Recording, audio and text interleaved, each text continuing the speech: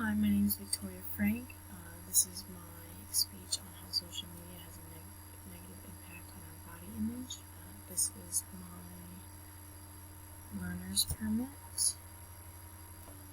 Everyone is affected by the falsities in the media, but our body image is being hurt the most by social media. People with the influences of social media start to have a negative view of themselves, crave validation from others, and could cause people to physically harm themselves to achieve the ideal body type.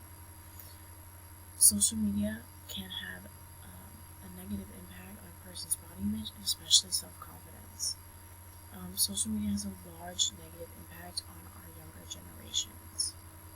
Kids are so often focused on fitting into the group crowds around them, they feel alone.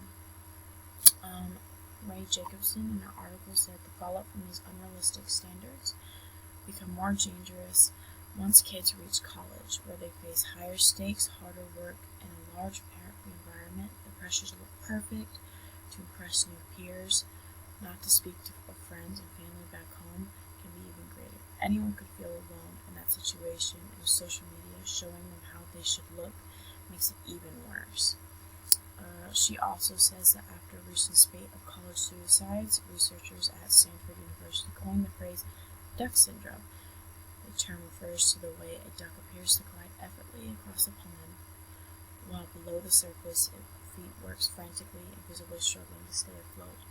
And that's just like the body image, where you're constantly comparing yourself and struggling to love yourself. The somewhat fake lives someone posts can cause others to crave validation for their own bodies. Likes and comments are signs of validation. The more likes we get, the better we tend to feel. But when this happens, we place the value of others' opinions above our own, letting other people determine our self-worth. Is a surefire way to disrupt self-confidence and feel less than adequate. Rachel Cho said that in her article. And that is no different than when we constantly compare our bodies to others. Ray Jacobson also said that Donna Wick, founder of Mind to Mind Parenting, says that for teenagers, the combined rate of vulnerability, the need for validation, and a desire to compare themselves with peers form what she describes as the perfect storm for self-doubt. The need for validation from others can make it hard not to compare yourself to others and lose yourself in that storm of self-doubt. Comments and influence can cause children to try to physically harm themselves to get the body they want, so they can fit in. The need to get to fit in on social media can cause people to take desperate steps to achieve what they think is the ideal body type. On the National Eating Disorder Association website, there's a comment by Jen.